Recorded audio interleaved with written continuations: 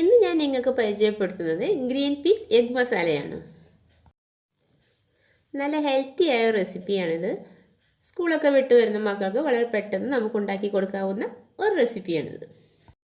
അപ്പോൾ നിങ്ങൾക്ക് ഈ വീഡിയോ ഇഷ്ടമാവുകയാണെങ്കിൽ ചാനൽ ഒന്ന് സബ്സ്ക്രൈബ് ചെയ്തിട്ട് സപ്പോർട്ട് ചെയ്യണം. അപ്പോൾ വീഡിയോയിലേക്ക് പോകാം. നമുക്കിവിടെ ആവശ്യമുള്ളത് 1 കപ്പ് വേവിച്ച ഗ്രീൻ പീസാണ്. ഉപ്പ് ചേർത്ത് വേവിച്ചെടുത്തതാണ്. പിന്നെ വേണ്ടത് ഒരു വലിയ സവാള, 2 പച്ചമുളക് ചെറുതായി അരിഞ്ഞത്, 2 കോഴിമുട്ട, പിന്നെ ഒരൽപ്പം മല്ലിയില.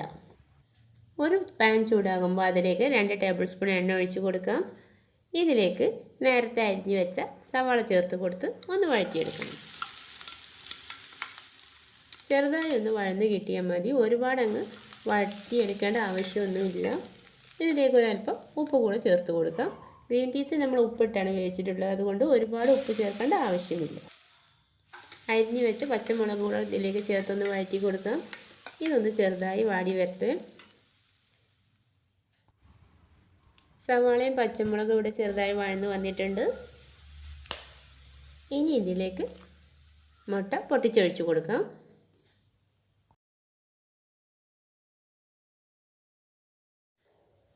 ഇനി ഇത് നന്നായി ഒന്ന് മിക്സ് ചെയ്ത് വേവിച്ചെടുക്കണം.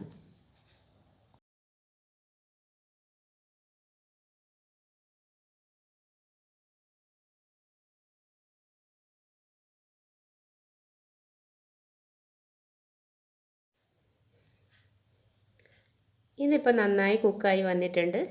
ഇനി നമുക്കിതിലേക്ക് വേവിച്ച് വെച്ച 1 കപ്പ് ഗ്രീൻ പീസ് ചേർത്ത് കൊടുക്കാം. ഇനി ഇതൊന്ന് നന്നായി മിക്സ് ചെയ്തെടുക്കണം.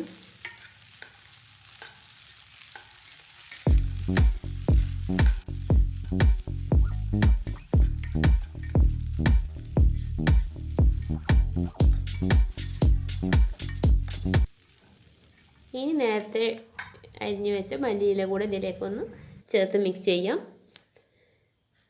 അപ്പോൾ ഇത് ഇത്രയേ ഉള്ളൂ. വളരെ സിമ്പിളാണ്, നല്ല ഹെൽത്തി ആയ ഒരു സ്നാക്സാണിത്. അപ്പോൾ എല്ലാവരും ഒന്ന് ട്രൈ ചെയ്ത് നോക്കുക. വീഡിയോ ഇഷ്ടമായെന്നുണ്ടെങ്കിൽ ചാനൽ സബ്സ്ക്രൈബ് ചെയ്യുക, ലൈക്ക് ചെയ്യുക. അപ്പോൾ മറ്റൊരു വീഡിയോയുമായി വീണ്ടും കാണാം. Thanks for watching.